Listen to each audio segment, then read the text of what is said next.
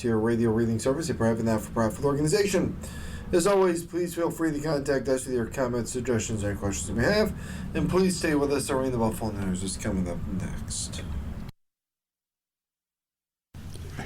The following program is intended for listeners who are blind, have low vision, or another print disability that makes reading, holding a book, or turning a page difficult or impossible.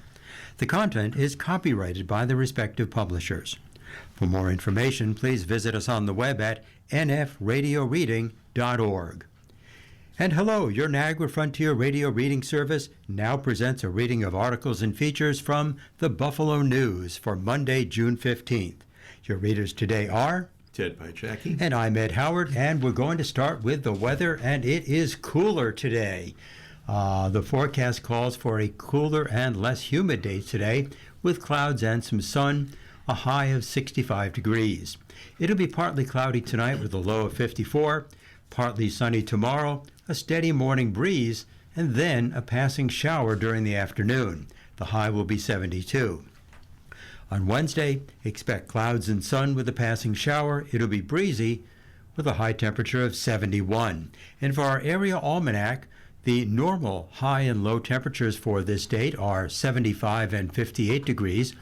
Our record high was 91 degrees back in 2001, and our record low was 42 degrees in 2020.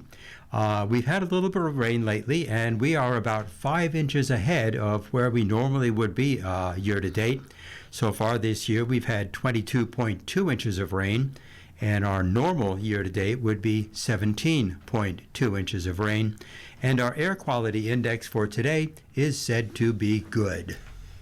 And our first article from the front page is about some toxic chemicals that were found under the soil. And the headline is, Falls Neighborhood Now Part of a Probe by the State. A routine waterline project on Cayuga Island has reopened a decades-old question in Niagara Falls, whether homes built on industrial fill are sitting atop buried chemical waste that could endanger the people who live there.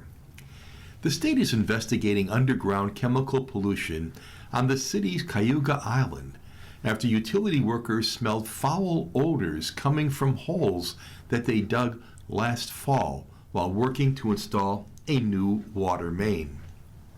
Soil samples have revealed toxic substances, but state officials say it's still under investigation. Many homes on Cayuga Island were built on industrial fill from Niagara Falls chemical industry, beginning in the early 1900s and lasting through the 1960s. Experts say that much of the fill was likely random waste material generated during the manufacture of various chemicals, pesticides, plastics, and other materials. Whether the contamination is putting residents in danger is unclear, said Chad Staniszewski, the interim Region 9 director of the New York State Department of Environmental Conservation. We are further evaluating that health risk, Staniszewski said. If there is a significant risk, then we have offered to mitigate those significant risks to those residents. High amounts of alpha BHC and beta BHC and mercury were found in the soil along West Rivershore Drive during the soil tests taken by the state last October. The mix of chemicals is indicative of waste from a production of pesticides. Alpha BHC and beta PHC are the most toxic when ingested, but can also be harmful if inhaled. Both are suspected to cause cancer, according to the U.S. Agency for Toxic Substances and Disease Registry in the U.S. Environmental Protection Agency. Mercury is a known neurotoxin, and if consumed or inhaled, can cause a host of health impacts, such as skin rashes, mood swings, memory loss, muscle weakness, tremors, insomnia, headaches, loss of peripheral vision, lack of coordination, and impairment of speech, hearing, or walking, according to the EPA. The DEC knew about the contamination on the western end of the island in the 1990s, when the agency found high levels of the toxins under the soil. However, the laws were different then, and an agency wasn't able to prove a contamination met the definition of a hazardous waste, Staniszewski said. The state was prevented from acting even though the discovery was considered to be a potential threat to the environment and public health at that time. It did not fall under the Superfund program, so we would not be able to spend state money on that or compel an entity to clean that material up, he said. In the 1990s, the DEC and State Department of Health sent letters to property owners warning them of elevated levels of the chemicals in their soil and advised residents to wear gloves if digging in the soil and to use elevated garden beds. Since the 1990s, laws have changed and pesticides as well as mercury are included on the list of hazardous substances, Staniszewski said. So the DEC can now justify further investigation and potentially clean up the contamination. Also in the 1990s, one home on the eastern end of the island was found to have elevated levels of industrial solvents and various other chemicals. At the time, Occidental Chemical Corporation investigated the contamination and reportedly cleaned up the property and replaced the contaminated soil with clean fill, according to Buffalo News articles from that time. It's unclear whether the contamination found recently on the western end of the island comes from that waste dumped by Occidental, Staniszewski said. The DEC has sent letters requesting information from 5 chemical companies who may have been responsible for the dumping, he added. In the 1950s, we didn't have the same laws that we have today, Staniszewski said, noting there were no regulations at the time for ensuring fill material under homes was clean. Well, staying on the front page of today's Buffalo News, our next story is Odoo proving that Western New York is good for companies' growth. A persistent narrative about Western New York is that companies don't come here and then grow. To that narrative, the people running Odoo say, maybe not. The Belgian-based software company that set up shop in Buffalo as its East Coast headquarters in 2020 just keeps growing, and by the end of the year expects to be up to nearly 500 local employees. That means the company will have hired several hundred local workers, many in good-paying software engineering jobs, in less than 7 years, and has grown by nearly 100 employees in the past year alone. At the end of the day, the signal this serves is that talent is here in Buffalo, and there are people here that have the skills required to meaningfully contribute to the growth of a technology company, said Nick Kosinski, Odoo's managing director for U.S. operations. Hats off to Buffalo and the university ecosystem doing what they do. They're doing a great job, and I have the data that supports it. In every corner of the Western New York business community, Odoo continues to be held as an example of the potential for a company to come to Buffalo and experience significant growth by hiring locally. But Odoo's continued growth and relevance in Buffalo will depend on access to strong local talent, he said. He said Odoo, which started in Buffalo with just 8 employees, is trying to set the example for why a company should hire in Western New York, and it will soon be getting some help with building that workforce from the Golisano Institute for Business and Entrepreneurship. There are lots of things we can do better, but I think there are a lot of things we do well, he said. What it means to be a company in 2026 and what it means to go to work today looks a lot different than it did in 1990 or 1995, and it's going to look different 5 to 10 years from now. We're always trying to figure out different ways to create a good environment for people and at the same time create value for the company. Starting this fall, the Institute will create an Odoo-specific pathway for its students, created in collaboration with the company, helping feed local talent into open business opportunities through the help of early engagement and development. Kosinski believes it will help even create more energy around the recent surge of workforce development efforts. The Institute, which provides an alternative post-secondary business education, was founded in Rochester by billionaire Tom Golisano in Rochester in 2023 to equip students of all ages with practical business skills and real-world experience at an affordable tuition cost.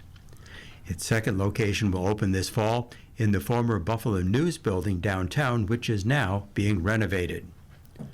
Odoo will also work in partnership with local talent organizations 43 North Foundation and Tech Buffalo to establish a replicable model for how employers can work directly with education partners, tailoring education pathways specific to their needs.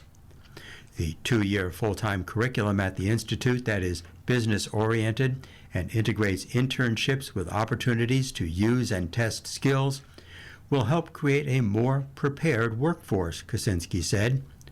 The program is designed to transition participants from classroom leading to internships at Odoo with a clear path to full-time employment. It's a much more robust and comprehensive workforce development program that I feel confident about, Kosinski said. It furthers the probability that people are going through that program and will be set up for success. The Golisano Institute is focused on the mutual benefit between talent and development and local businesses, and this is the first of what should become more direct partnerships with other companies. By providing tangible skills to students that employers like Odoo covet, it should help create a feeder system to more local companies. The students are test driving Odoo, and Odoo is test driving the student, said Jim Dettinger, the Institute's Executive Vice President and Buffalo Region Director. It's a great way for Odoo to get in front of their hiring. They're excited, and we're excited. Odoo is a great company, and the skill sets we're teaching, like sales training and operations and entrepreneurship, is exactly what they want.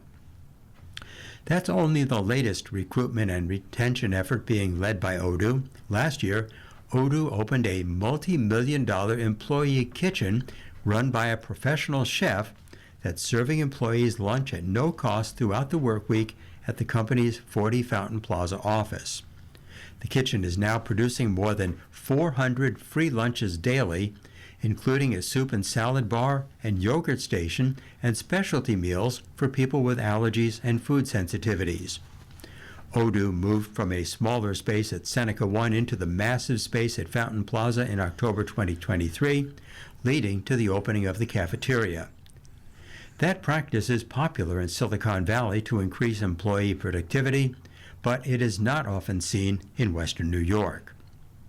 It's a sign that things are going well for the company, now valued at more than $5 billion. Odoo offers a suite of business management software tools that include customer relationship management, e-commerce, billing, accounting, manufacturing, warehouse, project management, and inventory management. As the company grows, it's giving everybody more career opportunities, Kosinski said. At the end of the day, people want to learn, become more valuable in the modern economy, and they want to feel like they're in an environment where they could be themselves and collaborate with their colleagues. The company purchased 7 floors in the Fountain Plaza building, which had been occupied by IBM as part of a failed Buffalo Billion venture from the state for just $1.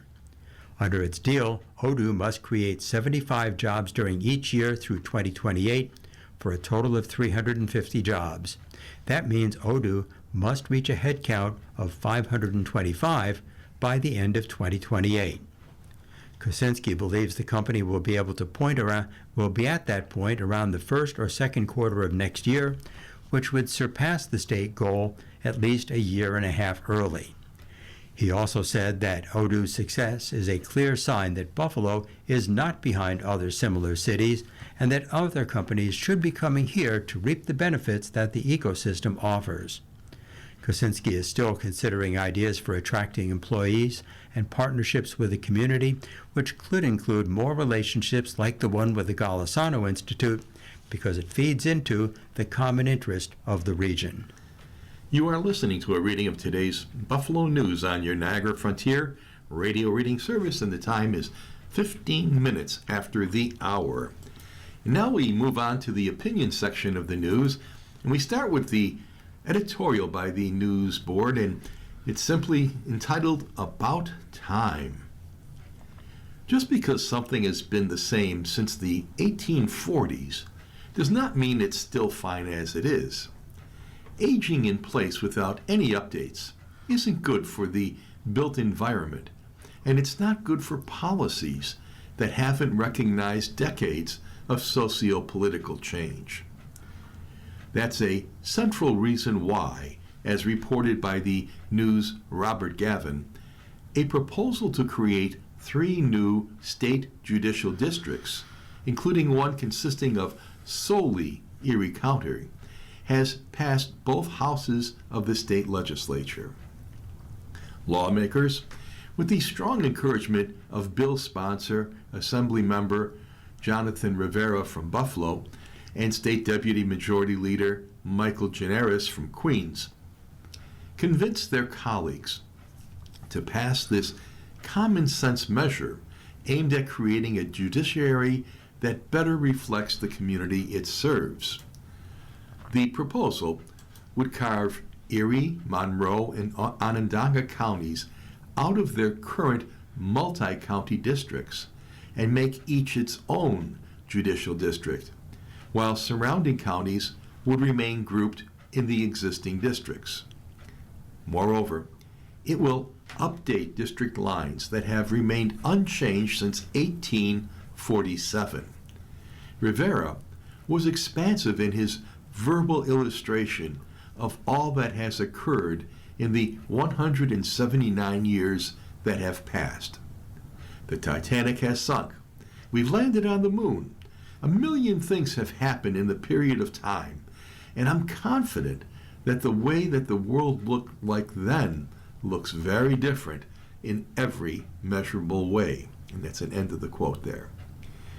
The bill passed the legislature last year, but Governor Kathy Hochul did not act on it, leading to its pocket veto. But, as Rivera told the News editorial board, one substantial amendment was made that may gain Hochul's approval. The bill's core goal remains unchanged, creating 3 urban center judicial districts focused on Buffalo and Erie County, Rochester and Monroe County, and Syracuse and Onondaga County. The only major amendment was splitting the rural district that had previously grouped many smaller counties together after feedback from the Office of Court Administration that the district was too geographically large to manage effectively. This change earned OCA support and expected to improve the bill's chances of success. For Rivera, the effort is about accurate representation of communities. As a new assemblyman, he traveled across upstate New York, visiting communities in Rochester, Dunkirk, and Niagara County. He spoke with farm workers, attorneys, doctors, and teachers who felt the state's judiciary did not adequately reflect the people it serves. As his office noted, Erie, Monroe, and Onondaga counties each have populations that are more than 25% people of color. Yet according to a 2024 survey conducted by the Office of Court Administration, among the 67 judges serving within the 4th Judicial Department, only 2 identified as black and none identified as Hispanic or Asian. The new judicial district structure will preserve the distinct identities and needs of both urban and rural regions while ensuring a more balanced system of representation throughout the 4th Judicial Department. Opponents of the bill view its passage as partisan politics. In a Friday Another Voice column, Republican election lawyer Joseph T. Burns argued that the reason for removing Erie, Monroe, and Onondaga counties from their existing judicial districts and making each county its own district is, quote, to make it easier for Democratic state Supreme Court candidates to be elected in what will now be 3 new, solidly Democratic judicial districts, end quote.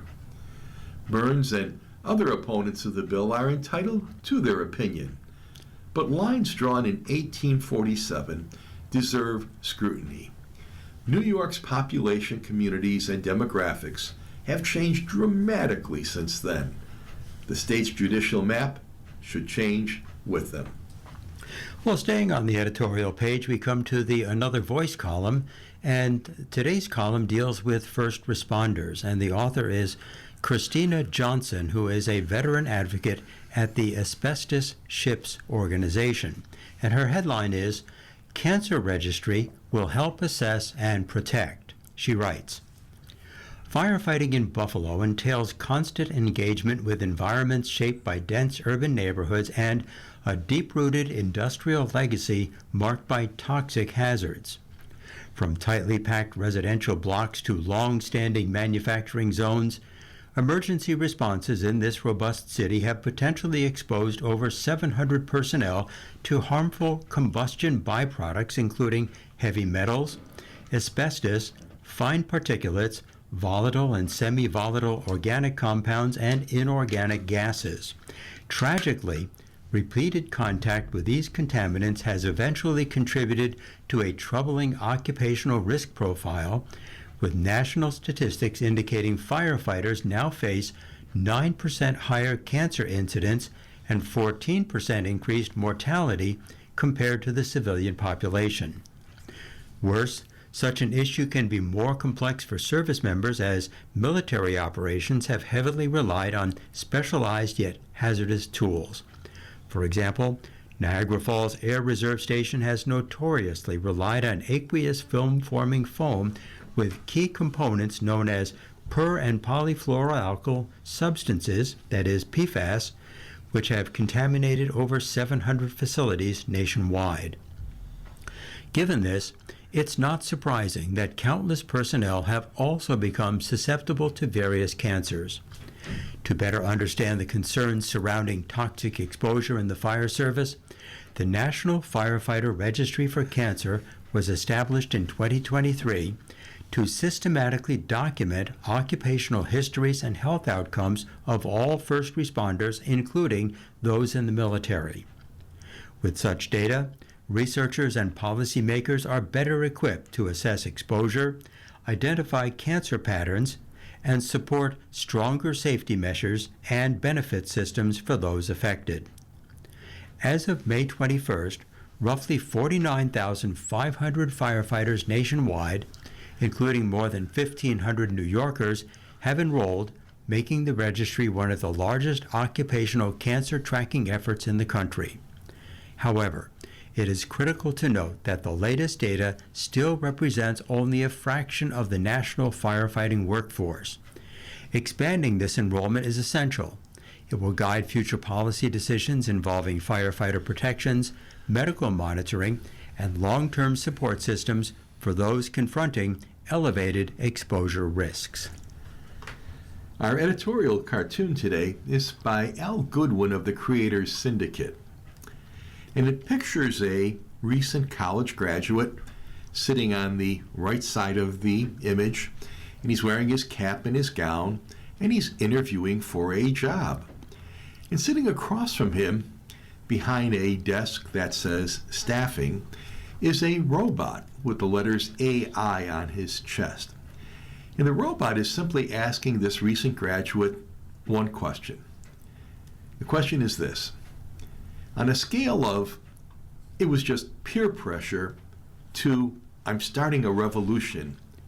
How do you explain booing me at your graduation? And that's a reference to the common practice in the recent weeks whenever a commencement speaker would mention the words AI, the graduates were loudly and harshly booing and booing and booing. So I guess we have a little tension in the world going on. Computers shall rule. I guess you better be nice to AI. You never know what it's going to do. Yes. So, well, we'll turn next to the political columns on the page opposite the editorial page. And our first column today comes from David Drucker, who writes for Bloomberg Opinion. And the headline of his column is YOLO, that's Y-O-L-O, YOLO caucus represents peak government constitutional irony. He writes, the fact that a pair of Republican senators are being heralded for doing their jobs reveals just how much Congress has atrophied, especially during President Trump's second term. Freed from the president's political yoke, Senator Thom Tillis, in parentheses because he opted against running for re-election, and Senator Bill Cassidy, again in parentheses, because he lost his primary to a Trump-endorsed opponent, have suddenly taken to wielding Congress' constitutional power.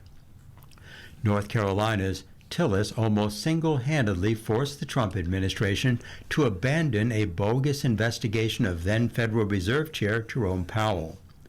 And Louisiana's Cassidy joined his colleague in opposing the White House priorities the instant he delivered his concession speech on May 16th.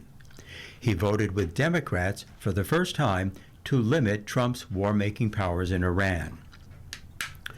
The pushback against the leader of the Republican Party has struck observers as so unusual that Tillis and Cassidy have been labeled in the so-called YOLO caucus, as in you only live once, or lose, in this case, once. The term is used to describe a state of mind in which a person feels he or she has nothing left to lose. But the two senators aren't going skydiving, Rocky Mountain climbing, or riding a bull named Fu Manchu, again in parentheses, hat tip to Tim McGraw. They're simply doing the job that they were elected to do per standard procedure in the user's manual. Keep in mind, Congress powers were not spelled out in Article 1 of the Constitution by happenstance. The legislative branch of government was meant to be supreme among the three instead of co-equal. The founders expected members of Congress to be jealous of their power, said Timothy Harper, the director of the Constitutional Studies at Advancing American Freedom, the conservative think tank founded by former Vice President Mike Pence. The perception that Tillis and Cassidy are YOLOing is a stark reminder that both Democratic and Republican members of Congress have been abdicating more and more and more of their authority to the executive branch for too many years. It's become normal. Members of Congress defer to the president whenever their party occupies the White House, Harper said. They do so out of political expediency, fear of the president, fear of voters who like the president, and a desire to bypass opposition from the minority party on Capitol Hill, particularly in the Senate, where most legislation requires 60 votes to overcome the filibuster. This dynamic existed during Joe Biden's administration and even preceded Trump's first presidency under Barack Obama and George W. Bush.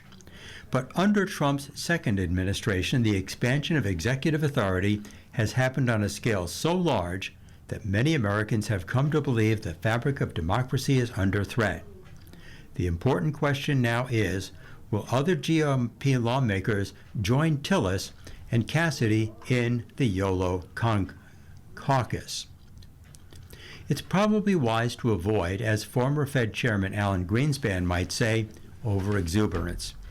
I'm skeptical that members of Congress of either party have a renewed interest in governing and exerting power, said Joseph Postel, an associate professor of politics at Hillsdale College in Michigan.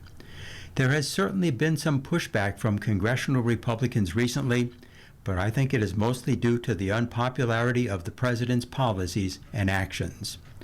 But the Democrats' hair-raising experience with Trump's second presidency is not converting them into born-again adherents for the separation of powers either, as Notice reported earlier this year.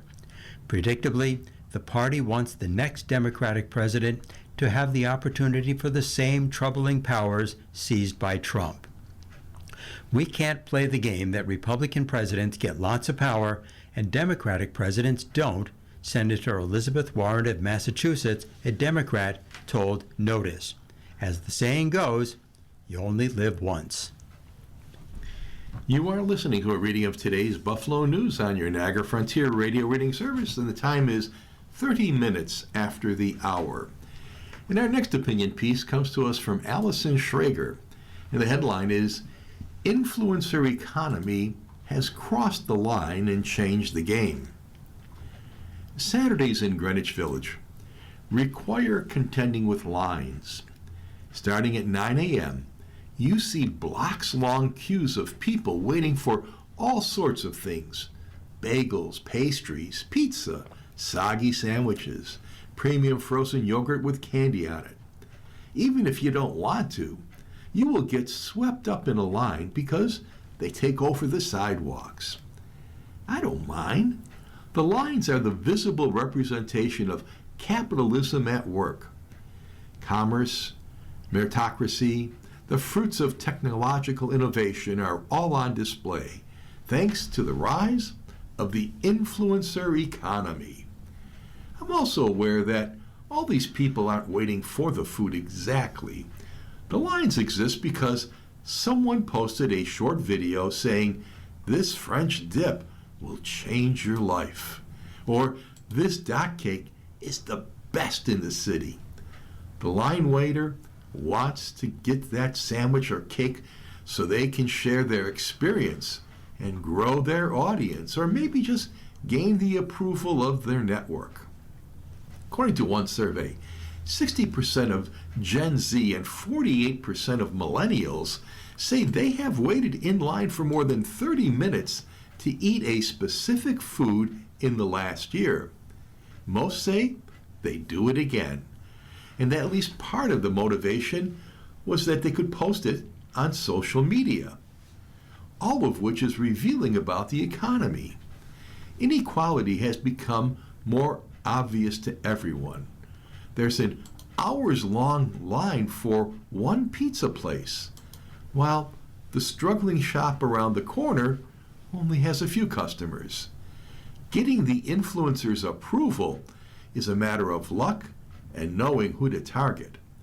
The influencer economy itself also has a winners-take-all element, with some influencers earning high six figures, while most earn nothing.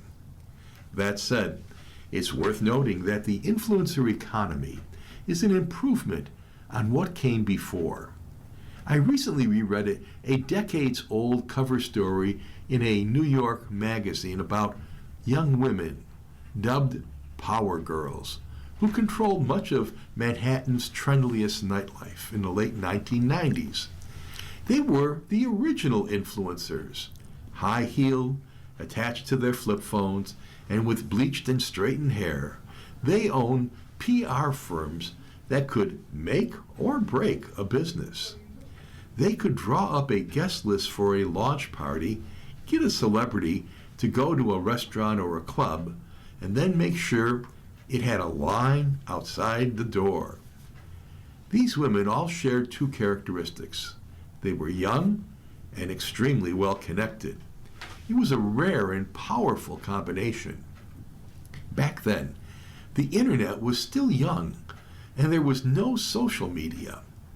People learned about new products or hot places by reading reviews or stories in newspapers or magazines, or better yet, about a rich or famous person enjoying them in the gossip columns.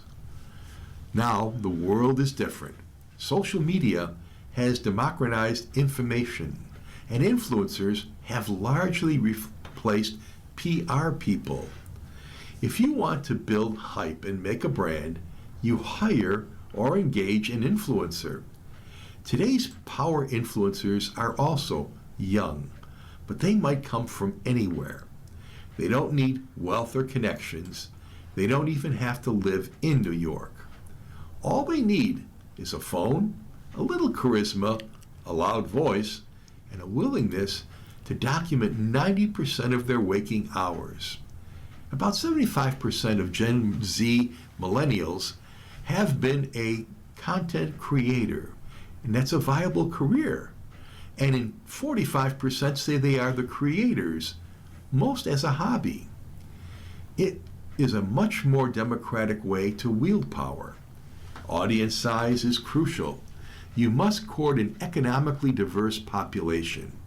Whereas those power girls had to know how to please only a relatively small subset of the right people. Public relation jobs still exist, but technology has made the narrow skills of these so-called power girls less valuable. The influencer economy is more accessible and employs more people, but it's also more chaotic and uncertain. What influencers sell is also more accessible. All anyone needs to procure is the crispiest sourdough bagel in Manhattan, is time and an alarm clock. Hawking somewhat affordable goods also helps an influencer build an audience. In a New York where more people wait in line for food than at nightclubs, that matters. Influencing is still a winner-take-all market, like much else in the U.S. economy. But who the winners are and who they need to please has become more democratic. Such is the nature of technological change. Almost everyone laments the jobs it destroys, but few appreciate the ones it creates. Well, I'll tell you, I'm not going to stand online. Nope. Our next story is headlined, "Lobbyists must file timely paperwork about their New York activities, and several have fallen short." An assortment of Western New York municipalities, organizations, and government employees failed to submit timely paperwork to the state's ethics and lobbying watchdog, earning various levels of notoriety in the agency's most recent annual report. The various parties were collectively assessed $16,580 in fees for filing lobbying paperwork as much as 121 days late. And Roswell Park Comprehensive Cancer Center did not report paying $84,000 to a lobbyist that reported receiving the money, according to the state's Commission on Ethics in Lobbying and Government. The commission, which released the report on June 4th, revealed a new record level of spending on lobbyists, $384.8 million for the fourth consecutive year. It reported increases in total discrepancies, nearly $23.5 million, between lobbyists and their clients' reports. The report noted a 31% increase from 2024 to 2025 in the number of late fees assessed to filers. The people of New York are entitled to have clear, accurate, and timely view of the efforts being made to influence government decision-making, and the Commission requires lobbying filings to be complete, accurate, and filed when due, said the Executive Director Sanford Berlin in a statement. The entities filing late and fined were the lobbying firm of O'Donnell and Associates, the lobbying firm of Masiello Martucci Hughes Culpa, Roswell Park Comprehensive Cancer Center, the Town of Tonawanda, the Buffalo Niagara Partnership, the law firm Phillips Lytle, the City of Batavia, the University of Buffalo, PVS Chemical Solutions, Duville University, Catholic Health, Erie County Medical Center, the County of Orleans, Upstate Strategic Advisors, Southern Tier Environments in Dunkirk, and Buffalo Biodiesel. All of the assessments were settled with the exception of a $300 outstanding fine for the City of Batavia and the assessments for Buffalo Biodiesel and Southern Tier Environments. Our next article is headlined, U.S. and Iran say they've agreed on a peace framework. U.S. and Iranian officials said on Sunday that they have agreed on a peace framework for a deal to end their war, halt the U.S. blockade of Iran, and reopen the Strait of Hormuz, possibly leading to lower energy prices once oil shipments resume through the critical waterway. The deal with the Islamic Republic of Iran is now complete, President Trump wrote on his Truth Social platform around 5:30 p.m. in Washington yesterday. His post came shortly after Pakistan Prime Minister Shehbaz Sharif, whose country has served as a mediator, announced a deal had been struck early on Monday local time. The pact will be officially signed on Friday in Switzerland, Sharif wrote. The precise terms were not immediately known. Sharif said on X that the pact called for immediate and permanent termination of military operations on all fronts, including in Lebanon. Lebanon has been a sticking point in negotiations, with Israel and Hezbollah ignoring calls from Trump and others to stop their attack on each other's in recent weeks. Trump said the Strait of Hormuz, a major shipping lane for global energy supplies that Iran has effectively shut down for months, would open again on Friday, and that he had ordered the end of the U.S. blockade of Iranian ports. Ships of the world, start your engines. Let the oil flow, Trump wrote. Oil prices fell on the news. Brent crude futures fell 4% in early trading on Monday, while U.S. West Texas Intermediate slid more than 4.6%. Thousands of people have been killed, mostly in Iran and Lebanon, since the U.S. and Israeli forces first attacked Iran on February 28th. Iran has struck Israel and Gulf states hosting U.S. bases and has effectively blockaded the Strait of Hormuz, pushing up global energy prices. U.S. forces have blocked Iranian ports in response. There was no immediate reaction to the announcement from Israel, which said it was not party to the planned U.S.-Iran deal. Well, our next story is headlined, Legal Aid in Dying is coming to more states this year. Jules Netherland traveled from her home in the Bronx to the New York State Capitol in Albany several times in the past few years, hoping to persuade the legislature to pass the Medical Aid in Dying bill, allowing terminally ill patients to end their lives with a lethal prescription. She spoke at rallies with other members of the advocacy organization Compassion and Choices. She visited legislators' offices. In 2024, as the state assembly was debating the Aid in Dying bill, she helped unfurl a banner in the chamber gallery that read, "Stop the Suffering." Her activism was becoming difficult. Netherland, who is 59 years and old and works for the nonprofit, was diagnosed with breast cancer in 2019.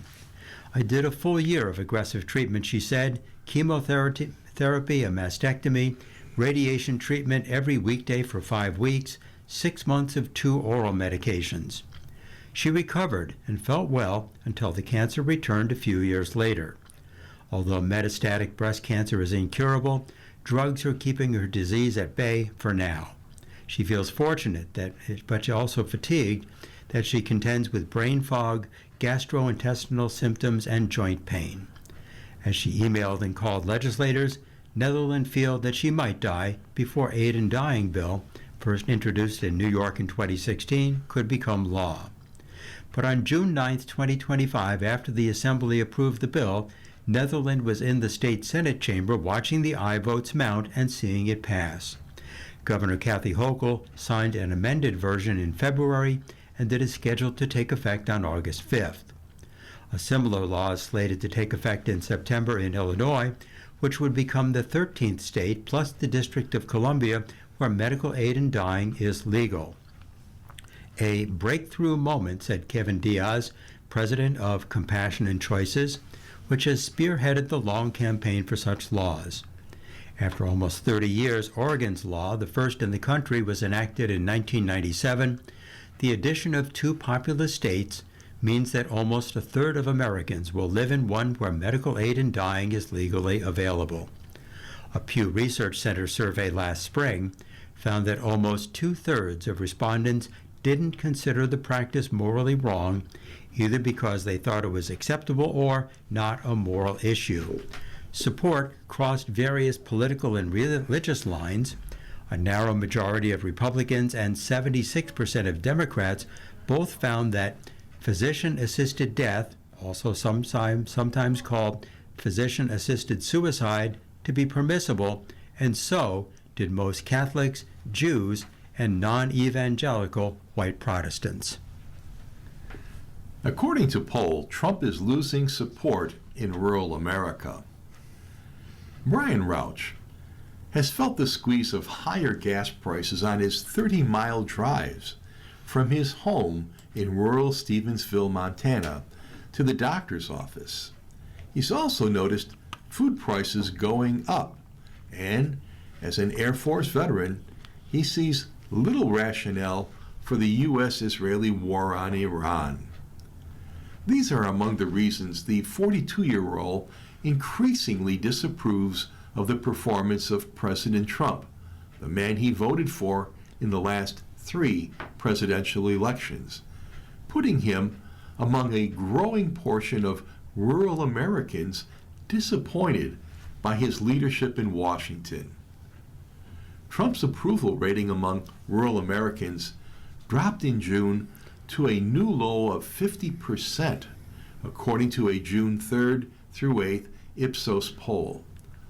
That compares with 60% approval in February of 2025, shortly after Trump took office for the second time. Rural disapproval of Trump's performance, meanwhile, rose from 48% to 48% from 34% in February of 2025, according to the poll of 4,531 U.S. adults nationwide.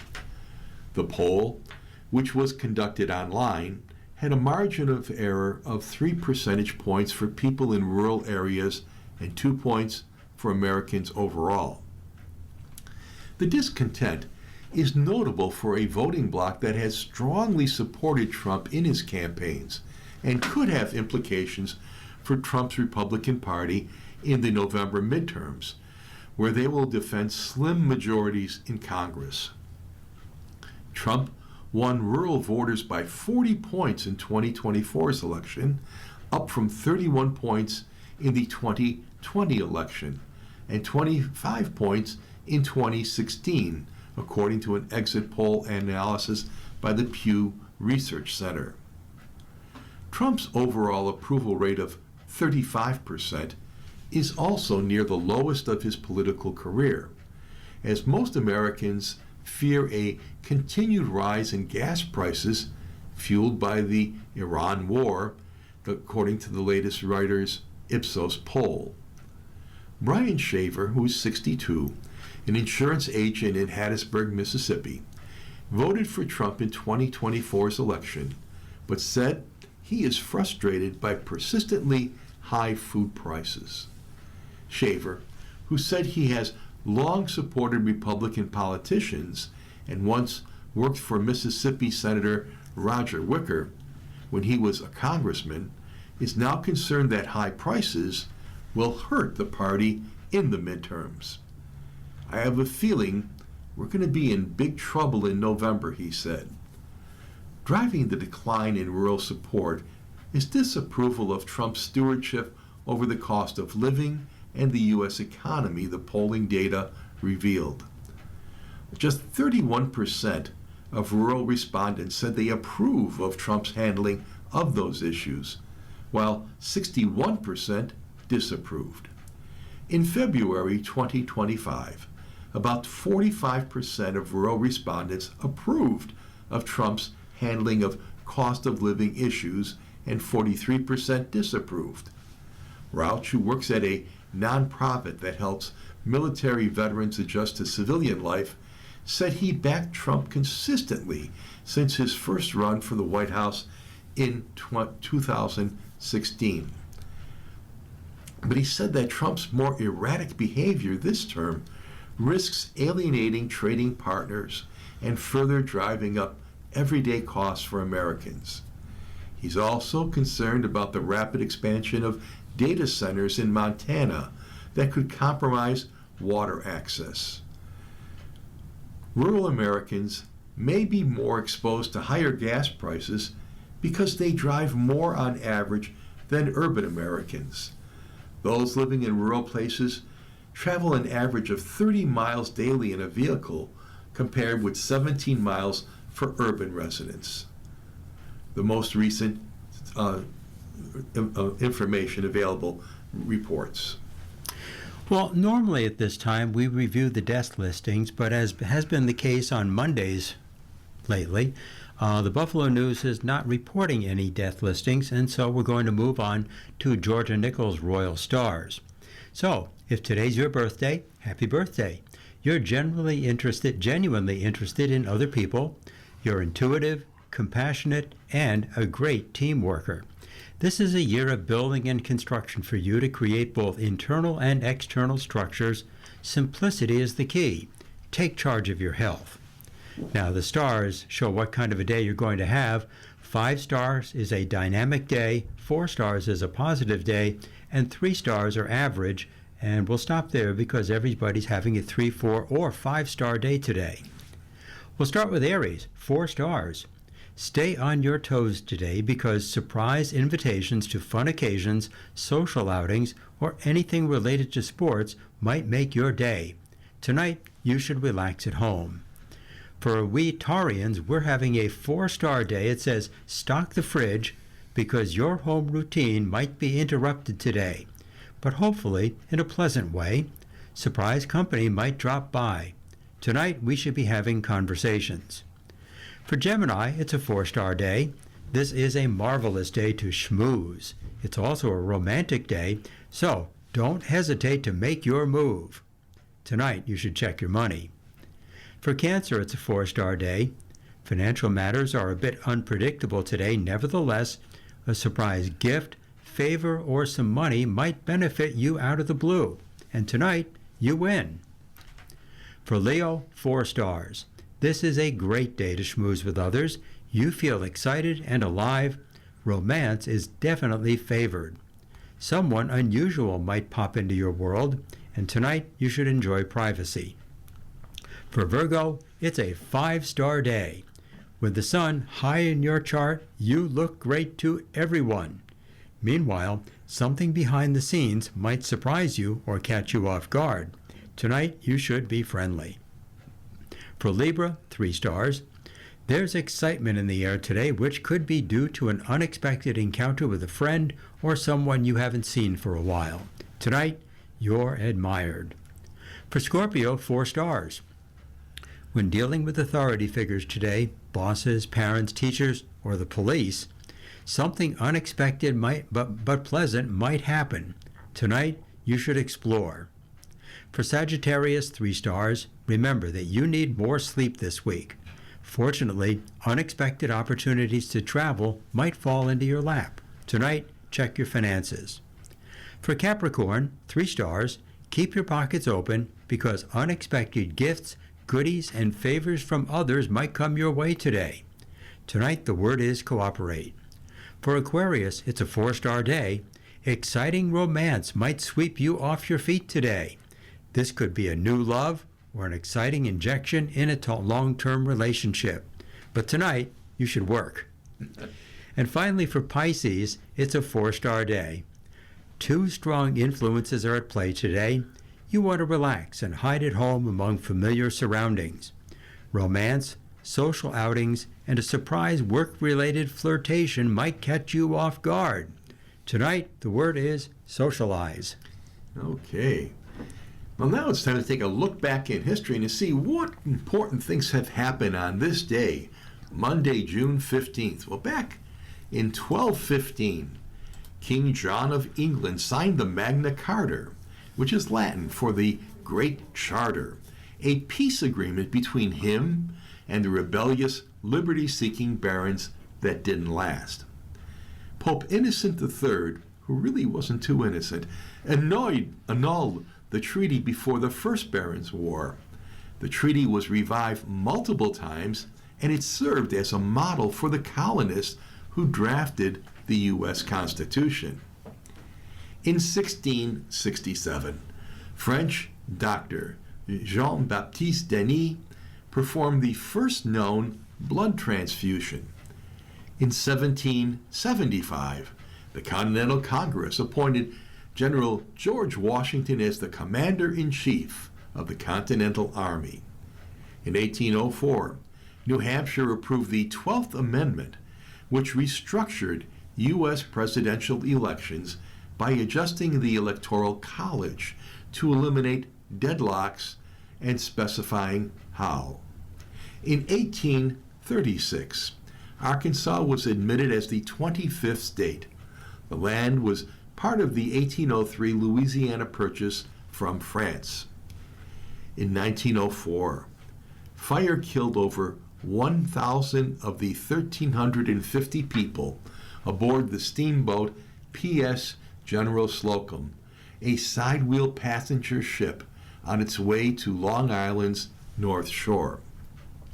In 1944, after heavy naval gunfire and aircraft bombing, U.S. Marines stormed the beaches of the Japanese-held island of Saipan in the northern Mariana Islands.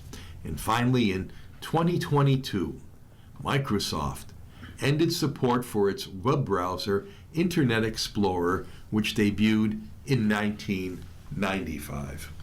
Well, a few notes from our political notebook, beginning first with Trump tying spy powers to extension of a voter ID bill.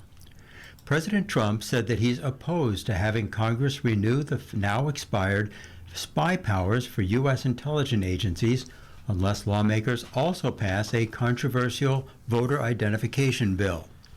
Trump's demand adds another barrier to efforts to renew powers under the Foreign Surveillance Intelligence Act, which grants U.S. intelligence the ability to surveil foreign nationals' communications. The powers expired Friday after Democrats refused to support an extension, citing Trump's decision to name Bill Pulte, his housing chief and staunch loyalist, as acting National Intelligence Director. The so-called Save America Act has been widely condemned by Democrats, who warn that it will restrict voters' rights. I'm against FISA if it doesn't come with the Save America Act, full version, firmly attached to it, Trump wrote on social media on Sunday.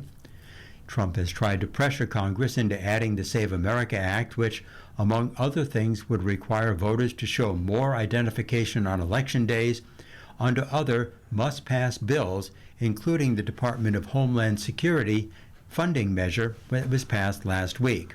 So far, he's been unable to win sufficient backing from Republicans to abolish the 60-vote threshold most legislation must cross to pass in the Senate.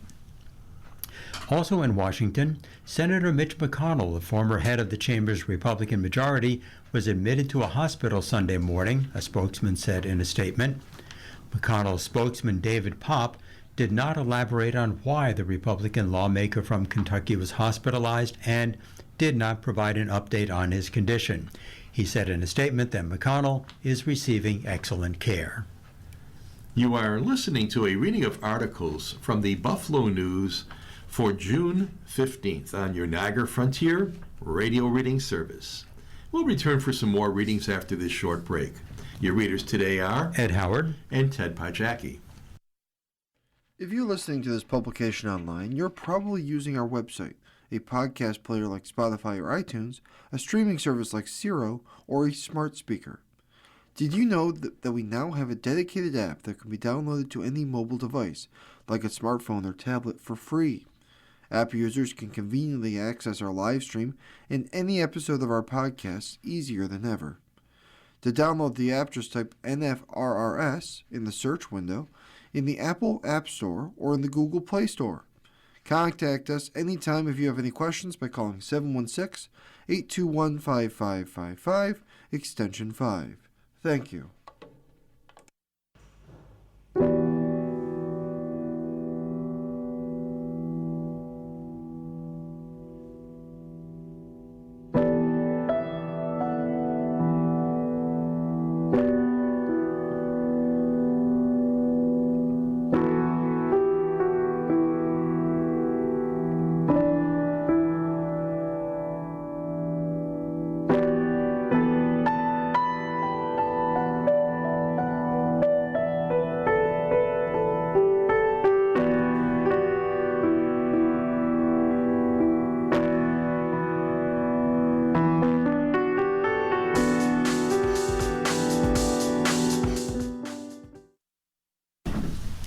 We'll continue now with our reading of articles from today's Buffalo News. Your readers are Ted Pajacki. and I'm Ed Howard, and we'll turn now to the city and regional section of the paper.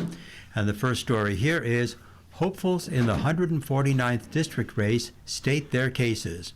Bojack, Deese, and Hoke are looking to replace Rivera. After Assemblyman John Rivera announced he would pursue Buffalo Mayor Sean Ryan's state Senate seat, a field of candidates hoping to replace him in the state assembly's 149th district quickly emerged. Attorney Adam Bojack and U.S. Navy reservist and M&T Bank employee Kevin Deese both announced they would seek to replace Rivera, who's running against incumbent Jeremy Zellner and cannot run for 2 state legislature seats at once, almost immediately after Rivera made his announcement. Then, near the beginning of the year, Karen Hoke, a commissioner for Erie County's Department of Public Works with long-standing family ties to the local Democratic Party, threw her ad in the ring, setting up a 3-way showdown to occupy the Democratic line in the general election in a district where that comes with a significant advantage. The 3 candidates have all spoken of mutual respect for each other, and their policy positions largely overlap. As the election draws nearer, they have been emphasizing their differences and who is supporting them in an effort to win the line and set up a path to a likely victory in a district where Democrats have handily won recent elections. Like many Democrats this election cycle, all 3 candidates are focusing on issues of affordability in everything from housing to health care and child care. Deese said one of his biggest priorities would be expanding changes made by Governor Kathy Hochul to universal child care to everyone in the state. I want to build relationships and alliances with colleagues in the Assembly, the Senate, and the Governor's office to make that happen and make sure we're not getting New York City's leftovers when it comes to getting to truly universal child care as soon as possible, he said. Hoke, like her opponents, said tackling the affordability crisis would be one of her first priorities, looking to expand and protect health care coverage for New Yorkers in particular. She said she supports the New York Health Act, which would create a universal health care system in the state. There's a lot we can do at state level to address the affordability crisis, and I think partnering with other members in the legislature to tackle some of those issues would be my priority on day one, Hoke said. For Bojack, who has for years done legal work often pro bono for tenants facing eviction and homeowners facing foreclosure, said expanding affordable housing would be one of his main areas of focus if voters send him to Albany. It's just unacceptable to me that we allow people to struggle as much as we do when they don't have to, Bojack said. I've had countless clients lose homes, lose their children for reasons that if they just had more resources and more help in their lives, they wouldn't have to deal with those things. That's one of the big motivating factors behind our campaign. As far as fundraising goes, all 3 candidates remained relatively close in both money raised by their campaigns and the amount they have earned in public matching funds. But in the most recent filings, Hoke has pulled ahead significantly in total contributions. All 3 are at or near the $175,000 cap for matching funds. According to campaign finance disclosures with the State Board of Elections, Hoke has raised $192,000 from contributors and has earned $175,000 for matching funds. Bojack has raised $112,000 from contributors and earned $166,000 in matching funds. Deese has raised $159,000 from contributors and has earned $126,000 in matching funds. But Hoke has also benefited from the spending of an independent expenditure committee, commonly referred to as a political action committee, sometimes referred to as dark money. The committees are barred from coordinating with campaigns, but can spend money promoting candidates or putting out advertisements attacking them. Campaign finance disclosures show the group New York Future, largely funded by online gambling giants DraftKings and FanDuel, have spent more than $355,000 supporting Hoke. Both Bojack and Deese said they were approached by a group representing the PAC that asked to interview them. Bojack said he declined the interview, while Deese said he took it, but did not realize the nature of the request and would have declined if he knew that online gambling money was behind the group. Hoke said she was not approached, but that a poll circulated early on in the race that she thought was being put out by one of her opponents was in fact funded by New York Future, which attributes their support of her campaign. But both Bojack and Deese said support of the group shows a connection to big donors, which they say is a sign that the wealthy people funding the PAC think they will have influence with Hoke. They don't want us to win because they know that when we say we're going to tax the rich, we're going to do it, Bojack said. When we say we're going to redefine corporations at the state level so that they cannot dump money into our elections like this, they know we mean it, and they're scared of that. I just don't think that this district is looking for people that are thinking that they're beholden to anyone else but this district in western New York, Deese said. Hoke, who earned the endorsement of the Erie County Democratic Committee, has maintained a career both in the private sector and government, and those qualifications make her best suited for the post, she says, a message she's been carrying to voters in the final weeks of the campaign. Bojack, a member of the Democratic Socialists of America, who played a significant role in Indian Walton's campaign that nearly unseated former Mayor Byron Brown, said he and other people in their coalition have been working on issues that are now popular among Democratic politicians, like universal health care, fighting back against aggressive immigration enforcement, and taxing the wealthiest people at a higher rate for years. Deese, who was denied his commission from the U.S. Naval Academy after testing positive for HIV shortly before he was set to graduate, sued the federal government and eventually was reinstated after the policy was changed under former President Joe Biden. He became a U.S. Navy Reserve in 2024. He said that his fight to be allowed to serve as an example of his willingness to take on difficult tasks in the face of adversity. I never stopped fighting, and that included 5 years as the named plaintiff on a lawsuit challenging the Trump administration and the Pentagon on that policy, and ultimately we won, Deese said. Man who admitted killing mother and ex-girlfriend given a chance to lower his 40-year sentence. A Buffalo man sentenced to 4 decades in prison for the 2019 killings of his mother and ex-girlfriend will get a chance to argue he deserves less time behind bars thanks to a recent state appellate court ruling. The appellate division, 4th Department, vacated Charles L. Jones' sentence and granted him a hearing to demonstrate he had been a victim of domestic violence, a claim he agreed not to pursue as part of a plea agreement with prosecutors. The appellate judges ruled a defendant cannot waive a hearing under the Domestic Violence Survivors Justice Act as a condition of a plea deal. Jones, who is 31, pleaded guilty in April of 2023 to 2 counts of first-degree manslaughter for the killings of Althea Atwood Williams and Jaquita L. Lee. An appearance in Erie County Court has been scheduled for Thursday in front of Judge Jessica Culpet.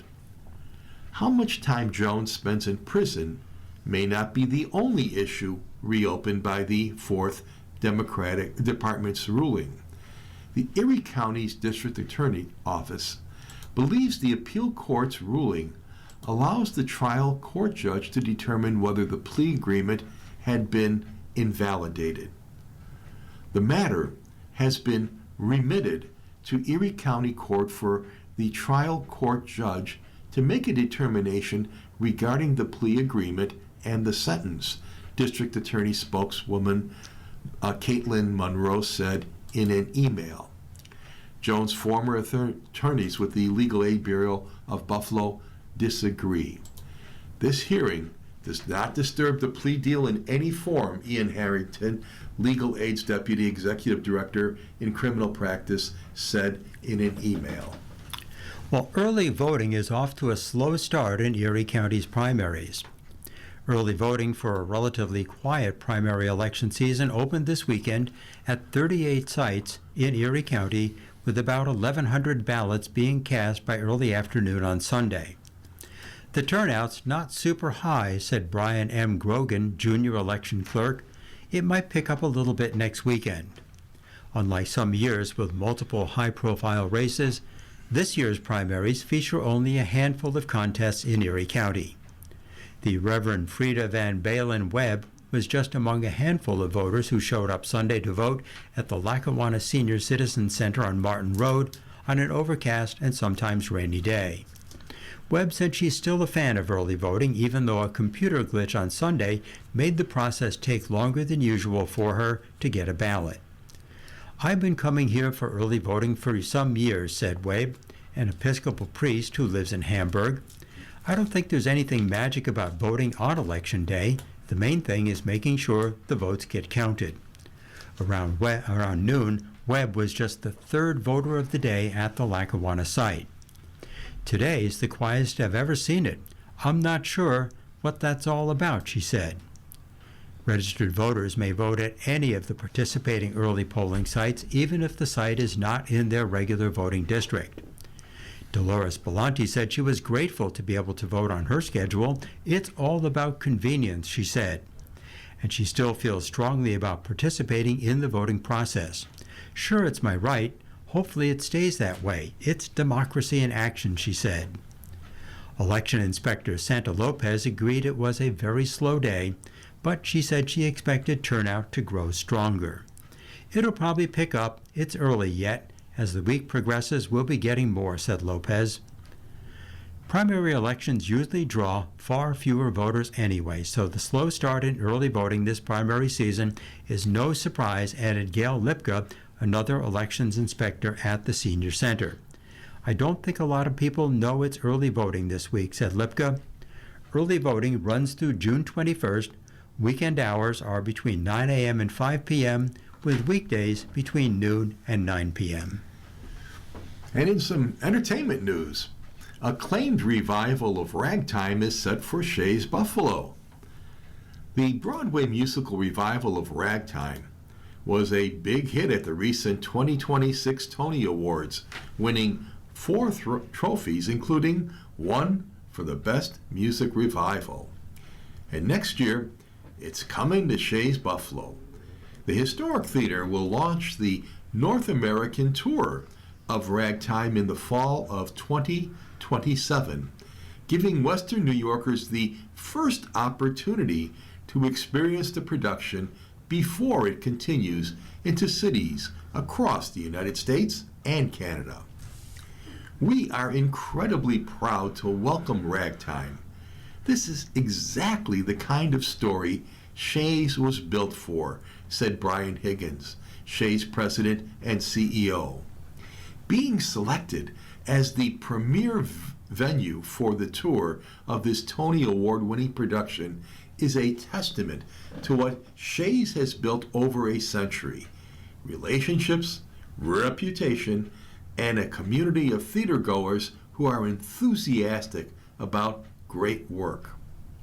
Ragtime is the adaptation of E.L. Doctorow's novel that follows 3 families in pursuit of the American dream at the outset of the 20th century. This season, Shea's will be the tech location for Buena Vista Social Club, which tells the stories of 4 musicians in Havana, Cuba, from the 1950s through the 1990s, and the Harry Potter and the Cursed Child, which is a continuation of the Harry Potter book series by J.K. Rowling. The shows will spend weeks in Buffalo in technical rehearsals at Shea's prior to their Shea's performances and then their national tours. Shea's previously has hosted the tech performances for Mean Girls, Frozen, Tootsie, To Kill a Mockingbird, and Into the Woods prior to their going on their national tours. Ragtime will be the first engagement at the Shays Buffalo for the 2027-28 Broadway season. Ticket availability and performance dates will be announced at a later time. Well, you're listening to a reading of today's Buffalo News on your Niagara Frontier Radio reading service, and the time is 15 minutes past the hour, and it's time for sports. And our lead story here is New York City is a Knicks kind of title town. Jalen Brunson set a franchise NBA Finals record with 45 points and nearly single-handedly ended the team's 53-year NBA title drought as the New York Knicks scored a 94-90 victory over the San Antonio Spurs on Saturday night. Brunson spent his first 4 NBA seasons with the Dallas Mavericks as an afterthought on a team featuring standout Luka Doncic. He departed as a free agent and emerged as a star for the Knicks. 4 seasons later, he has stamped himself as a player for the ages and sits atop the basketball world as the engineer of a playoff run that saw the Knicks win their first title since 1973. "It's everything I've dreamed of," said Brunson, who was named the NBA Finals Most Valuable Player. "This is why I came to New York."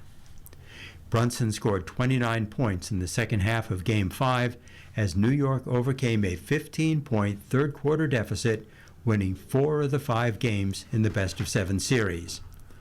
The Knicks also trailed by 16 points in the second quarter, one game after they rallied from 29 down to beat the Spurs in Game 4 on Wednesday in New York. The Knicks went 16-3 in the postseason and won 13 straight games at one stretch, the second longest winning streak in NBA playoff history. Brunson made 4 three-pointers while posting his 4th outing of 30 or more points in the series. He broke the team record of 38 points set by Hall of Famer Willis Reed in Game 3 of the 1970 NBA Finals against the LA Lakers. Mikal Bridges scored 14 points and Josh Hart registered 13 points and 11 rebounds for the Knicks. Anunoby had 11 points and Karl Anthony Towns collected 10 rebounds before fouling out. Mitchell Robinson also grabbed 10 boards. Dylan Harper scored 25 points, and Victor Wembanyama added 19 points, 14 rebounds, and 5 blocked shots for San Antonio. Julian Champagny had 14 points, and Devin Vassell added 12. For the Spurs, the story of the series was repeatedly letting leads evaporate. "It surprised me that every game has the same scenario," Wembanyama said. "All 5 games in the series had the same scenario, how relentless we were in our mistakes and how relentless they were in punishing them." New York trailed by 10 with under 8 minutes to play before Brunson took over with 10 straight points to tie the score at 83 with 4:48 left. Brunson shredded the San Antonio defense by driving for 3 layups during the spurt. Vassell knocked down a 17-foot jumper to put San Antonio back ahead 85-83 with 4:14 left. Brunson was then fouled shooting a three-pointer 34 seconds later and made all 3 free throws to give the Knicks a 1-point edge. A short time later, Harper's basket tied the score at 88 with 1:16 left, but Brunson won again, navigated through the defense, and made a floater with 1:05 left. Hart and Anunoby each split 2 free throws as New York led by 4 with 21.6 seconds remaining. Wembanyama missed a three-pointer on San Antonio's next possession, but Stephon Castle's putback dunk brought the Spurs within 92-90 with 16.3 seconds left. Bridges split 2 free throws with 8.8 seconds left to give New York a 3-point lead before Harper missed 2 free throws with 8.5 seconds to go. Anunoby split 2 free throws with 7 seconds left to close it out as neighborhoods in boroughs such as Manhattan and Queens broke into celebration and the Knicks players could feel the pressure literally melting off their foreheads. People don't understand, and we really don't talk about it, but the weight of the jersey, the expectations, the pressure of that jersey, Hart said. And like I say, today, right now, it's the lightest it's ever felt. Well, now that basketball and hockey are over, it's time for football. So what we learned about the Bills' new defense during the recent minicamp. C.J. Gardner-Johnson warned Josh Allen. Before the Bills' minicamp ended, Gardner-Johnson planned to intercept his superstar quarterback. 3 times during practice on Wednesday, Gardner-Johnson got at least one hand on a pass. He caught the third one. The 11 defensive players on the field ran toward the end zone to celebrate the turnover. It was one of the final plays during a competitive minicamp that pitted one of the NFL's highest-scoring offenses against a defense being built by the Bills' new coordinator, Jim Leonhard. The depth chart is not vastly different. 8 of the 11 projected starters were on the roster last year. The exceptions, Gardner-Johnson, nickel cornerback Dee Alford, and outside linebacker Bradley Chubb, were signed as free agents because they fit the new 3-4 base scheme that Leonhard will install during this offseason. 6 of the Bills' 10 draft picks were spent on defense, and they're counting on Leonhard to get more from the players who could not get enough stops during the playoffs with Sean Ryan as the head coach. We can guess how the Bills' defense will look based on their roster and the plays used by the Denver Broncos the past 2 seasons. Voluntary workouts and mandatory minicamp gave reporters a snapshot. Players weren't wearing pads, though, and Leonhard did not install every play during the 5 practices that were open to the media during the past 5 weeks. The schematic changes will remain largely a mystery until the Bills open the season in Houston on September 13th. But the breadcrumbs dropped by players and coaches across the past 4 months should be tantalizing to a fan base that must have grown tired watching the Bills' defense look helpless in the biggest moments of the games. If you're still skeptical, ask our most recent MVP quarterback. It's a lot of movement, a lot of just flashes in your eyesight, Allen said following the first mandatory minicamp practice. They're doing a great job of flying around and making it hard for the offense and trying to predict what they're in before the play happens. And it's hard to do against this defense. So your pre-snap reads have to be spot on. And if you're not, your post-snap reads have to be even better and allow you to put the ball where you need to put it. Under Leonhard's guidance, the Bills' defense wants to be the aggressor. They don't want to rely on in-game adjustments or allowing the opposing offense to dictate the game plan. And rather than relying on a nickel-based scheme that's susceptible to heavier personnel groupings used by run-heavy offenses, Leonhard is installing a playbook that follows a trend that we've seen throughout the NFL. Defenses nowadays want to be versatile. They don't want you to know where their best player is going to line up. There's an emphasis on positionless players, athletes who can be trusted to line up at several different spots on the field throughout the game. Gardner-Johnson, for example, can play as a deep safety, closer to the box, or at nickel cornerback. Several off-season acquisitions, including Alford, veteran safety Geno Stone, and rookie safety Jelon Kilgore, are also versatile chess pieces. It's super aggressive, said outside linebacker Greg Rousseau. The Bills' primary focus now is stopping the run.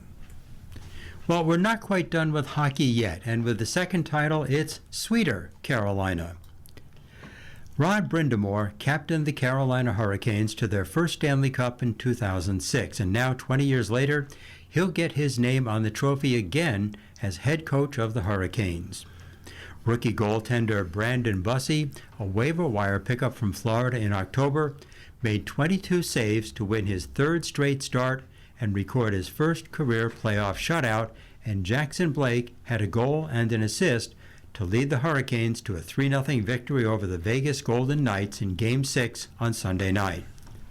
Taylor Hall and Nikolaj Ehlers also scored for Carolina, which won the best-of-7 series 4-2.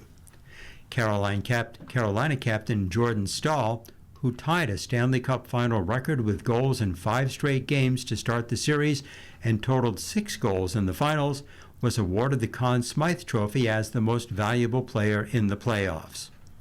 Carter Hart finished with 20 saves for Vegas, which lost in the finals for the second time in the team's 9-year history. The Golden Knights won the Stanley Cup in 2023.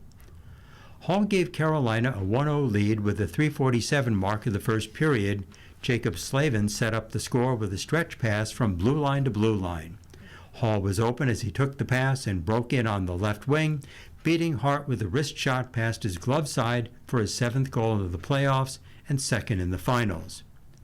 Vegas, which outshot the Hurricanes 11-8 in the opening period, had several excellent chances to tie the game later in the period. Brett Howden broke in alone down the slot midway through the period, but Bussey made a stick save on his 5-hole try. The Golden Knights had a flurry of chances near the end of the period, including 2 close-in tries by Mark Stone and a one-timer by Pavel Dorofeyev in the bottom of the right circle that Bussey made a diving save to stop. Carolina tightened up on defense in the second period, holding Vegas to just 3 shots on goal. The Hurricanes extended the lead to 2-0 at the 13:31 mark when Logan Stankoven fed Blake alone on the edge of the right circle, and Blake blasted a one-timer past Hart's glove side for his 7th goal in the playoffs. For the 3rd time in their brief 9-year history, the Golden Knights had a Stanley Cup in T-Mobile Arena for the elimination game on Sunday night. John Tortorella's squad, which trailed the Hurricanes 3-2 in the best-of-7 Stanley Cup final, had one simple goal: to make sure the NHL has to fly the coveted trophy to Raleigh, North Carolina for a Game 7 on Wednesday night. It's crunch time. It's Game 6. We're down. We got to find a way to win and take it back to Raleigh, Vegas defenseman Rasmus Andersson said after practice on Saturday morning at the team's Summerlin practice facility. That didn't happen. Vegas is now 1-2 in elimination games in Stanley Cup finals. It lost 4-3 in Game 5 to Alex Ovechkin and the Washington Capitals to end the team's inaugural season in 2018, but the Golden Knights got to skate around their home ice with the Stanley Cup in 2023 when they crushed the Florida Panthers 9-3 in Game 5. And in Major League Baseball, winning Yanks are as good as Goldschmidt. Paul Goldschmidt hit a 2-run homer in the 9th inning on Saturday, and the visiting New York Yankees defeated the Toronto Blue Jays 3-1. Luis Vargalan, who's 3-2, allowed Cody Bellinger's bloop single to center to open the 9th. As the Yankees' designated hitter, Goldschmidt followed by smashing an 0-1 knuckle curve to the left field fence for the 9th home run of the season. And from the Mets, Martin Perez continued his resurgence by giving up 1 run over 5 1/3 innings, earning the win on Saturday afternoon when Atlanta Braves edged the host New York Mets 3-1 in the middle game of a 3-game series between the National League East rivals. In news from around the league, from the Dodgers, two-way superstar Shohei Ohtani returned to the Los Angeles starting lineup for Saturday's game against the host Chicago White Sox. He sat out a 8-2 loss in the series opener on Friday due to a left knee inflammation. From the Mets, Francisco Lindor, with a left calf strain, is expected to be back in the New York uniform by the end of the month, though the exact date of the shortstop's return is still unknown. And from the Guardians, Cleveland's perennial all-star third baseman Jose Ramirez will be placed on the IL after sustaining a bone fracture in his left hand on Saturday. And from the Braves, Atlanta placed right-hander Spencer Strider on the 15-day IL Saturday with an elbow inflammation. And the Rangers placed outfielder Evan Carter with an oblique on the 10-day IL with a right oblique strain. And the stat of the day is actually 2. It's 2 and 6. With a 2-run shot and a grand slam on Friday, Astro slugger Yordan Alvarez joined Hall of Famer David Ortiz as the only MLB player since 1920 to hit 2 home runs and post 6 RBIs in the first inning of a single game. And that's some achievement. That is some achievement. Well, you're listening to a reading of today's Buffalo News on your Niagara Frontier Radio reading service. The time is 30 minutes past the hour, and now it's time to ask Eric and get our life's problems solved. And the headline in today's column is, Party host wants to keep guests from drunk driving. Dear Eric, when hosting a party, what is the best way to ensure guests drive home safely if they've been drinking or are otherwise intoxicated and it is signed Safe Home? Dear Home, if a friend is impaired by alcohol or intoxicated, it's imperative that they don't get behind the wheel, full stop. Some methods for preventing this include taking their keys, calling them a ride, sending them home with a designated driver, letting them sleep it off at your house, and driving them yourself. As the host of the party, if you want to cultivate an environment that discourages impaired driving, you might ask anyone taking a car to identify a designated driver in advance, limit the amount of alcohol you serve, if any, and serve food with any drinks. None of these, however, is a substitute for personal responsibility on the parts of your guests.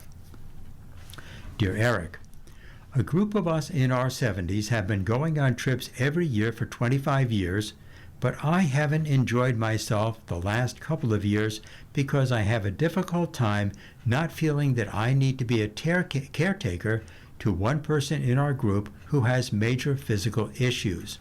I'm constantly watching to make sure the person is safe. At my age, it's also physically exhausting to be responsible for someone else's physical needs. A couple of other people help, but a few seem clueless unless given specific instructions as to how to help. I've tried being less of a caretaker, but it is just in my nature. I can't seem to turn it off. Being on high alert to help meet someone else's needs inhibits my ability to relax and enjoy myself. I want to back out of the trips, but I also want to maintain my friendship with the group. Signed, Not Fun.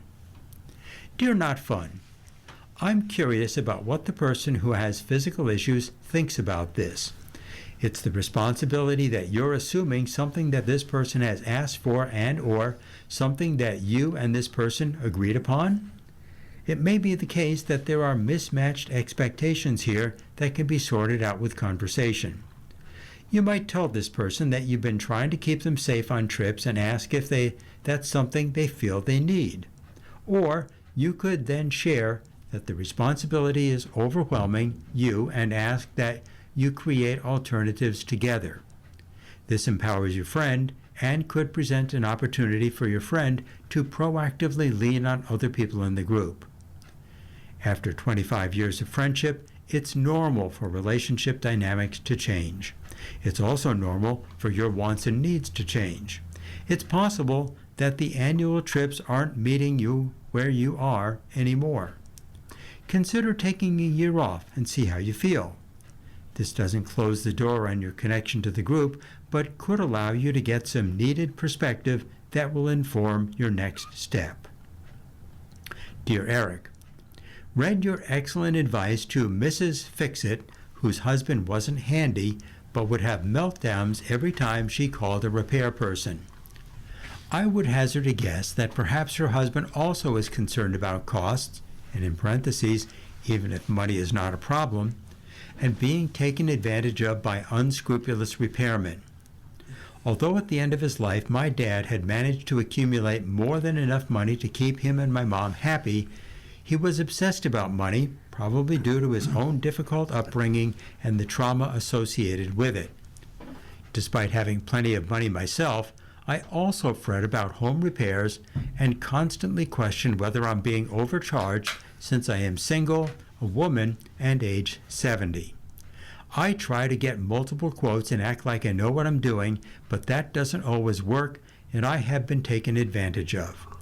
I don't have the extreme reaction of Mr. Fix-It, but I do feel anxious about calling repairmen, so I question whether this is some of his issue. Signed, Costly Repairs. Dear Repairs, that very well may be part of it. I appreciate your comment. If this does apply to the letter writer's situation, it's all the more reason that the letter writer's husband should work on taking responsibility for his emotional response so that they can have a rational discussion about what needs to be done and work together to budget, assuage economic anxiety, or do the research to find a reputable person. This last part to your point may take some work. The couple would be wise to solicit recommendations from friends, even keep a running list just in case, plus agree that anyone coming into the home for repairs needs to be bonded and insured. Well, yesterday we celebrated Flag Day, and this next article is from a series called America at 250, the story still unfolding. And the headline is, More Than Just a Job. It's about workers at the Annan flag makers who have a unique perspective on Old Glory. Inside this cavernous warehouse off U.S. Route 58, thin strips of red and white cotton cascade over nearly every surface. The strips are piled high in plastic bins, sprawled over tables and fed underneath bobbing needles. The whir of dozens of sewing machines working at once fills the stark concrete room. Here, at this 200,000 square foot factory, seamstresses work 8 and sometimes 12 hours a day, weaving together the American flag. Their company, Annan Flag Makers, bills itself as the oldest and largest manufacturer of the Star-Spangled Banner in the United States. It is one of a few companies still making the flag in America. Since the company's founding in 1847, Annan Flags has marked the country's highest highs and the lowest lows. Its flags hung at President Abraham Lincoln's inauguration and draped his casket. They flew atop Mount Suribachi after the Battle of Iwo Jima and rocketed to the moon aboard Apollo 11. As political disagreements have splintered the nation, Americans of every political persuasion have raised the flag to display pride or protest. They've brandished it at campaign rallies, burned it in dissent, and laid it next to the graves of fallen soldiers. Once a unifying symbol, the flag has come to represent political alienation for some. Rioters who stormed the U.S. Capitol on January 6, 2021, waved Old Glory as they broke windows and busted doors in an attempt to prevent the transition of power. Demonstrators protesting President Donald Trump at No Kings rallies sought to reclaim the emblem to show their allegiance to the country's founding principles. Yet, the workers who stitched together American flags say they don't worry much about how people will use them once they're shipped out the door. Each holds a different and deeply personal relationship with the symbol. Most believe it represents freedom. Just don't ask what freedom means to them. There's one rule at the factory floor, said Amber Davis, 31. Leave politics, money, and religion at the door. Wearing jeans, pajama pants, and t-shirts, Davis and 3 other young women pushed the fabric of blue handheld flags through the sewing machines. They were part of an Order for America 250, the nonpartisan group tasked by Congress with planning this year's milestone commemoration. The organization is distributing hundreds of thousands of handheld flags at sporting events and community celebrations as part of the initiative called America Waves. Employees at Annan will touch every single one. For them, the run-up to the 4th of July is a dizzying sprint. It's their busiest season of the year. Davis has worked at the factory for about a decade. Over that time, Davis says she has sewn all types of symbols: Ukrainian, Iranian, Confederate flags. Annan ceased production of the Confederate flag in 2015, citing its representation of hatred and division. The American flag has never been among those Davis shudders to make. No matter what's going on in the world, this is our job, Davis said. We've seen them all. When Melanie Bullock, who's 32, began working at Annan a few months ago, she said she felt as if she were stitching herself into history. The first time she sewed together the blue and red edges of the country's flag, she was overcome with a strange sense of connection. The flag has a different meaning for everyone, said Bullock, who's from Waynesboro, North Carolina. For her, it's a reminder of her mother, who's a military veteran. It goes back to family. It goes back to her strength, she said. Sewing the flag, I feel like I still get to pay respect to my mom. Nearby, 26-year-old Marilisa Nunez said she considers something else meaningful every time the stars and stripes cross her desk. A better life, Nunez said. Her parents emigrated to the United States from Mexico. Because of their sacrifices, she spent her days and evenings playing Minecraft with her boyfriend. As she reached for a piece of fabric, Sandy Doss nodded along the music blaring from her headphones. The job at Annan was a second chance. A year earlier, the mother of two said she was in prison. Gazing at the flag in front of her, Doss smiled. She felt a wave of pride. You're driving down the road and you see a flag and you're like, oh, I probably made that. You feel accomplishment because you had a hand in it. Near the front of the warehouse, workers run a ink-splattered machine that stamps 13 crisp stripes and a field of stars onto a 3 by 5 foot piece of white fabric. After each print, the machine washes the leftover pigment from its gears, turning the once distinctly red and blue dyes into an oozing purple liquid. Watch the rhythm of the churn for too long, and the chemical scent might make you lightheaded. Or, for Mark Lynn, sentimental. Annan's operations director strode past the scene every workday for the last 2 decades. One spring morning, as Lane watched the machine spool the finished flags, he reflected on the trip he recently took with his grandchildren to the 9/11 Memorial and Museum in New York City. Lane stared for a long time at the reflection pools there, and as they walked away, his grandson spotted a handheld American flag stuck in a crevice next to one of the 2,983 names etched in bronze. It was an Annan flag. Tears welled in Lane's eyes as he recounted the story. Voice cracking, he said it moved him to know his work helped someone remember a person they loved and lost. We come to work because we have to eat. We need to have a roof over our heads, Lane said. But what a glorious thing to be able to make. Well, our next story is headlined Father of Waters, and it refers to the Mississippi River. Captain Steve Terry watched the muddy Mississippi River roll beneath the flat bottom of his boat, Mark Twain, for almost 50 years. He's seen how trade deals and conflicts alter the flow of barges and fertilizer shipments.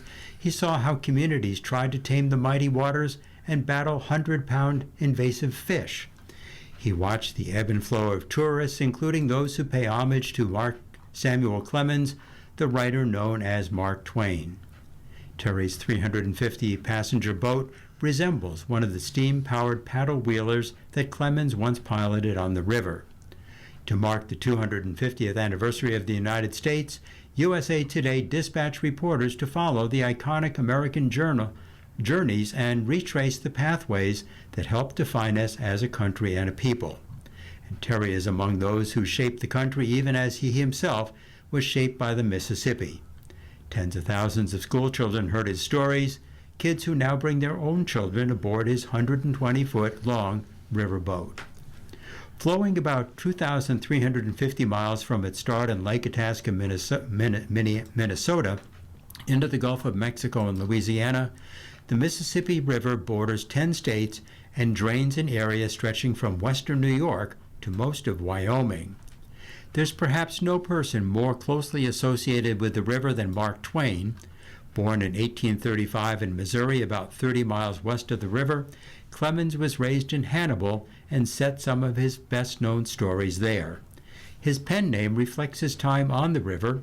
Crew members measuring the depth of the river would take what are known as soundings in 6-foot increments called fathoms. To Mark Twain meant to measure 2 fathoms or safely deep water. According to the National Park Service, 92% of the nation's agricultural exports are produced in the Mississippi River Basin, from Kansas wheat to Iowa corn to Illinois soybeans, along with beef, pork, and chicken. Oil and coal head up from Texas, Louisiana, Illinois, and western Kentucky to power Midwestern industry and homes. Barges on the river move more than 700 million tons of commodities annually, according to the U.S. Army Corps of Engineers. Our next story is about your home, and it's entitled True to You. When Better Homes and Gardens reported recently that catalog perfect and cookie cutter interiors are out, many homeowners breathed sighs of relief. Calling it the real home trend, the story explained that today, homes are moving away from that picture-perfect decorating towards spaces that tell a story. Instead of matching sets and untouched surfaces, homeowners are embracing layered rooms filled with meaningful items designed to reflect their daily lives. It's a shift the designers say they are seeing firsthand. People are finally craving a sense of uniqueness inside their homes, explains Jennifer Castleman of Art by Design Interiors. They want spaces that feel collected, personal, and reflective of who they are, not what a catalog tells them to be. Clients, she says, are tired of the copy and paste aesthetic. Instead, they want rooms that tell their story, their travels, their history, and their personality. Rachel Nelson of Detroit-based design studio Conchetti agrees. We've been watching clients pull away from that. I could have found this in a showroom feeling for quite a while now, she says. They come to us less with a Pinterest board than they want created, and more of a feeling that they're chasing. They want to walk into a room and feel something specific. They want it to be undeniably, specifically them. Here's what design experts say about the move toward more authentic spaces and their ideas for how you can cultivate a more personal and expressive style in your own home. Incorporating antiques is one of the best ways to personalize your spaces, says Brad Stanwyck, the founder of Parsons Nose Antiques in Troy, Michigan. Honestly, I believe at least one piece of furniture in every room should be old. It can be involved and expensive to get the old sofa up to be today's standard, but a console table, chest of drawers, or case goods are all an easy add, he says. You need to be okay with different wood tones. It's hard to get an antique to match something out of a catalog, but they can complement each other. And the color black should also be in every room in one form or another. A dark piece of furniture, a lamp, or some kind of accessories. The proliferation of ever-changing microtrends has had at least one good effect, Stanwyck says. Interior design content is changing at such an alarming rate, some of it by influencers, some of it by artificial intelligence, he explains, and it's a great reason to stick with what you like, what makes you happy, and worry less about the trends. Joel Baird of Baird Design Group has seen a return to showcasing heirloom pieces at home. One of his favorite parts of the job is helping others organize collections. I love people taking items and categorizing them and installing them in interesting ways. Bard's own home is a good example. His living room includes artwork by his grandfather, original works by artists, and pieces created by his children. It's our family room, and we started collecting clocks and put them on mantles, he said. Curated spaces require more trust in your own taste, and that can feel vulnerable. Like with anything, trusting your gut is always the way to go, and the results will feel much more genuine and authentic. The most interesting spaces usually come from a little experimentation, layering with imperfection. Well, we're going to wrap up with the My View column from the editorial page, and today's writer is Margaret Tyrell of Tonawanda, and her headline is A Lesson That Revenge Is Not So Sweet. Recently, I watched the 8-episode drama The Count of Monte Cristo on Buffalo Toronto Public Media. The story was written by Alexandre Dumas and published in France in 1846. And the story is about a very human motive, revenge, and its human cost. Edmond Dante, the central character, was a merchant seaman, and he was also passionately in love with his fiancée Mercedes. Danglars, a fellow crew member, was incensed when Edmond was promoted to ship's captain ahead of himself. Another acquaintance, Mondigo, was consumed by unrequited love for Mercedes, and together they plotted against Edmond, accusing him of being a Bonapartist, akin to being called a communist in the 1950s. He was brought up before Villefort, the prosecutor, and Villefort was willing to pervert the cause of justice to protect his own power, position, and family. Edmond was found guilty and sent to the notorious island prison, Chateau d'If. Edmond suffered through years of solitary confinement, only sustained by his all-consuming desire for revenge. But then, a fellow prisoner, Abbé Faria, helped Edmond dig a tunnel and told him of a hidden treasure on the island of Monte Cristo. Abbé Faria died, and Edmond was able to use his death as a means of escape. He then searched and found the treasure and reinvented himself as the immensely wealthy and influential Count of Monte Cristo. Thus began his own methodical and calculated journey of revenge, waging a personal vendetta no matter the cost. What does the Count of Monte Cristo teach us about seeking revenge? Edmond successfully destroyed his 3 co-conspirators, taking advantage of their misdeeds and ill-gotten gains. Danglars ended up in prison, Mondigo committed suicide, and Villefort lost everything, but Edmond lost his humanity in the process. He became a hollow man, both spiritually and morally empty. Revenge always has a price. At the end of the story, Edmond is left with no purpose, friends, satisfaction, hopes, or dreams, and we are wondering if he will ever be able to regain his lost love. Is revenge sweet? No. Count the cost before going down that road. Good advice.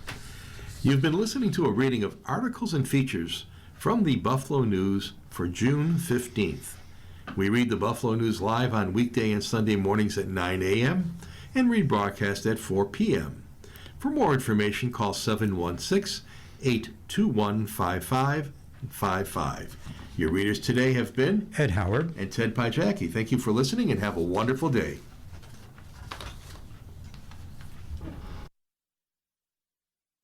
If you or people you know shop at any of the Dash's supermarkets, please save Dash's register tapes for Radio Reading. Our agency receives $2 for every $100 in Dash's register tapes. Radio Reading has raised thousands of dollars so far.